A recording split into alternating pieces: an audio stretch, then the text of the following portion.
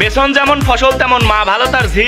পরে বলছি কথা আগে সালাম দিয়ে নি। আসসালামু আলাইকুম বড় ভাই। সালাম দিয়ে করলাম শুরু, কেমন আছেন সবাই? ধীরে সুস্থে বসেন সবাই, মুরগি হবে জবাই। চাটমোহরে শাহবাগি পাইছি একেবারে নাদুস নুদুস কষি, যোগের তেল আর কুইচের তেলে মালিশ করাবো বিসি। চাটমোহর মসজিদের ভিতরে গিয়ে ভিডিও বানায় বাজে, পরিবার থেকে যেমন শিক্ষা পাইছে তেমন ভাবেই চলে। ভিডিও থেকে দূরে থাকো ময় মুরব্বী শিশু, চাটমোহরের শাহবাগির মারা হবে পিছু। পোশাক খুলে বসে থাকে পায়ে দিয়ে ঝুমুর, অতিরিক্ত বেড়ে গেছে থামাতে হবে কামুর। পরিবারের শিক্ষা বড় শিক্ষা, গুরুজনে বলে গেল নদীর পানি ঘোলা ভালো আর জাতের মেয়ে কালো। এরা হলো বস্তির মেয়ে, কালো ছাগলের বাল, মেকআপ করে সাজছে যেন দেখতে লাগে মাল। এমন মেয়ে এই জগতে পয়দা করে কারা?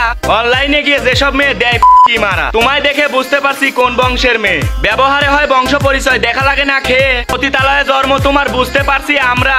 তোমার মায়েও তোমার মতো বিক্রি করতো চামড়া। 12 পুরুষের তোমার মায়ের গর্তের ভিতর, সেখান থেকেই জন্ম নিছে তোমার মতো ইতর। ভেজাল জন্ম, তোমার পিতৃ পরিচয় নাই। 12 বাপেতে জন্ম দিলে এমন মেয়েই হয়। এইসব মেয়ে বাড়িঘর ছেড়ে পুরুষ নিয়ে থাকছে, আরো 5টা মেয়েকে তারা খারাপ পথে ডাকছে। উশৃঙ্খল অশ্লীলতায় ছেয়ে ফেলছে দেশ। এইসব শাহবাগী জন্য আজ যুব সমাজটা হয়ে যাচ্ছে শেষ। মেয়ে হয়ে অশ্লীলতা ছড়িয়ে বেড়ায় এমন একটা জিনিস মাথায় ঢোকে না, পরিবার তার কেমন। সময় থাকতে দেশের জনগণ সচেতন একটু হন। এদের মতো খারাপ মানুষকে ধৈরা কিছু কন, এদের মতো নষ্ট ছেলে নষ্ট কিছু নারী উচ্ছেদ করেন এই দেশ থেকে অতি তাড়াতাড়ি। শিকড় কেটে গোড়া থেকে একদম করতে হবে নির্বংশ, নইলে কিন্তু দেশটা এরা করে ফেলবে ধ্বংস।